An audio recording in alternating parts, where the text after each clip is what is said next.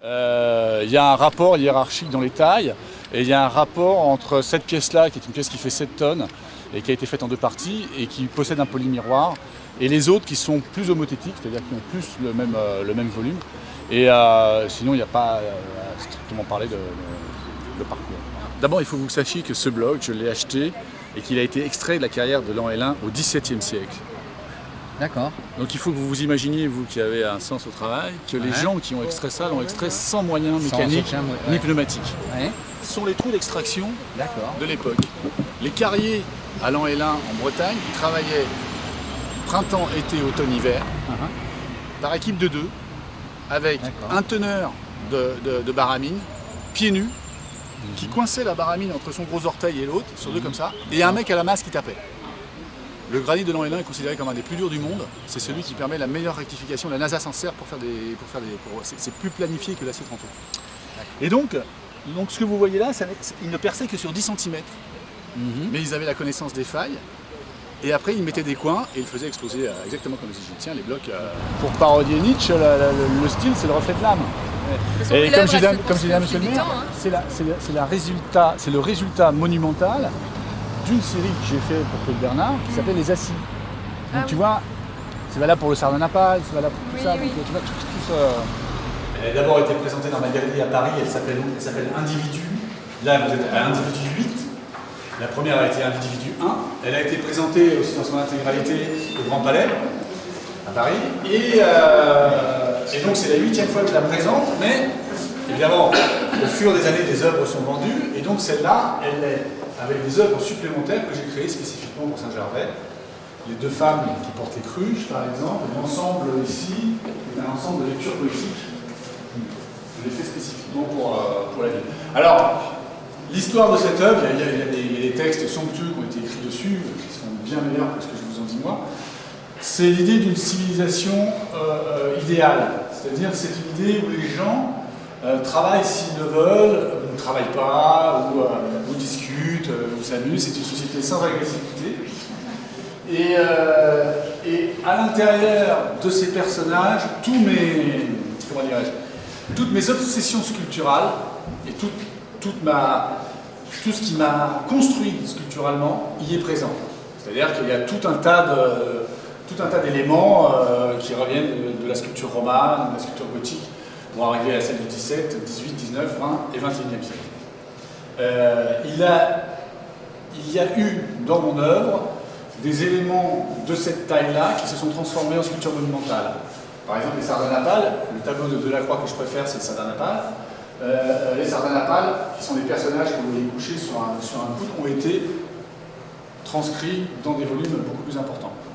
Enfin, la couleur, qui évidemment est avant l'émail, parce que si jamais à l'époque les oranges, ils auraient fait en émail. La couleur, c'est une histoire très simple, c'est que j'avais commencé à travailler, j'ai une propriété en Dordogne pour une sculpture monumentale, et j'avais commencé à travailler cet ensemble de pierres, parce que mon marchand en Auvergne lui était resté sur les bras toute une série de volumes de 25 cm qu'un client n'avait pas pris. Donc moi je les ai achetés et j'ai commencé à faire ce travail, et un jour un de mes fils est rentré, il m'a dit mais je trouve quand même, et c'était vrai, que c'est un peu gris et que ça donnait une connotation de marche de la mort à la suite des camps de la mort. Et c'était pas du tout ma volonté. On peut faire un travail sur les camps de la mort évidemment, mais c'était pas du tout ma volonté. Et il m'a dit tu devrais mettre de la couleur. Et à ce moment il était cadre dans une boîte de bâtiment, et il m'a sorti une bombe qui était ce qu'on appelle l'orange Louis, qui servait à marquer le sol. Et c'est comme ça que j'ai coloré tous les éléments qui ne sont pas organiques de cette installation, qui amène un point d'orgue lumineux et qui en plus densifie les volumes qui sont autour, qui sont présents à leur côté. Alors vous pouvez détailler parce qu'il y a plein de choses qui se passent. Il arrive des fois que quand je l'installe évidemment jamais de la même façon, à part, bon ça c'est l'échelle de Jacob, donc ça évidemment ça ne peut pas être fait autrement, mais à part quelques pièces, je peux décider de faire une conversation, je peux décider, donc voilà. Donc c'est pour ça que c'est un work in progress, et c'est aussi pour ça que les choses ne sont jamais les mêmes quand je la présente, parce que ça dépend de mon sentiment, voilà.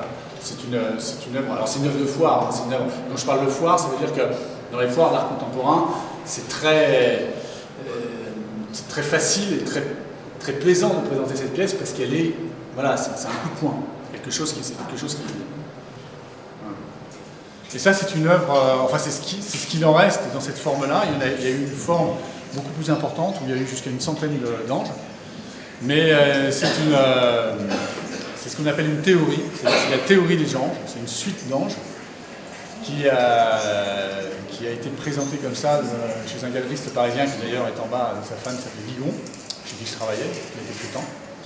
Et donc ce sont des anges qui tombent, qui ont comme particularité, parce qu'en fin de compte, la naissance de cette œuvre vient d'un livre et d'une phrase d'Anatole France qui s'appelle La Revanche des anges, dans laquelle il y avait écrit « Et les anges chuteront de pierre, perdront leurs ailes et gagneront un sexe. C'est pour ça qu'ils n'ont pas d'ailes et qu'ils ont un sexe. » Ce sont donc des anges un peu particuliers, mais qui sont éclairés par en dessous pour justement expliquer qu'il y a un monde du haut et un monde du bas. La particularité du fait qu'ils soient suspendus, c'est qu'ils sont mobiles avec quasiment rien. C'est-à-dire un changement de température, une porte qui s'ouvre et la mobilité apparaît. Et donc évidemment donne une vie supplémentaire encore au fait qu'ils soient suspendus. Voilà. Oui, Saint-Nicolas de Véros, c'est pour moi quelque chose d'important parce que c'est d'abord c'est un musée. Pour un artiste, c'est toujours très agréable d'être présenté dans un musée. Et de surcroît, c'est un musée d'art sacré. Alors moi, j'ai toute une part de mon œuvre qui est liée au sacré et particulièrement au sacré chrétien, du roman et du gothique. Et dans cet espace que l'on m'a réservé, la salle est baignée de Christ peint, de Christ sculpté, certains émaillés, d'une série sur les nonnes, d'un Golgotha, de vanités aussi qui ont un rapport avec la religion catholique. Et je précise que moi je suis athée, mais j'ai été formé dans ma construction par la haute époque française et plus généralement européenne, mais française spécifiquement. Et donc voilà, j'ai été très content de pouvoir présenter cet ensemble au cœur de ce musée d'art sacré de Saint-Nicolas de Véros. Alors, les trois moines émaillés qui font un peu la campagne de communication de l'exposition sont trois moines qui représentent des moines bouddhistes avec leur robe de safran, donc thaïlandais ou du Haut-Himalaya. Et ces trois étapes de la vie des moines, il y a celui du centre est le grand maître, celui qui est à sa droite est un maître, et celui qui est à sa gauche est un novice. Parce qu'en fait, on essaye d'offrir d'abord aux habitants et à tous ceux qui nous visitent effectivement autre chose que l'image d'Épinal, du ski, de la montagne. Et bien, il y a aussi une vie, et il y a aussi une vie culturelle, et il y a aussi une vie avec différentes formes d'art. Et il ne faut pas avoir peur de se dire que l'art qu'on admire aujourd'hui d'hier a existé parce qu'il a été l'art d'aujourd'hui et qu'il y a des gens qui ont cru et qui ont adopté cet art. Et on essaye à Saint-Gervais de faire pas un mélange, mais de permettre que l'art contemporain sous toutes ses formes soit aussi présent. Parce que ce sera la trace que nos générations laisseront dans ce village.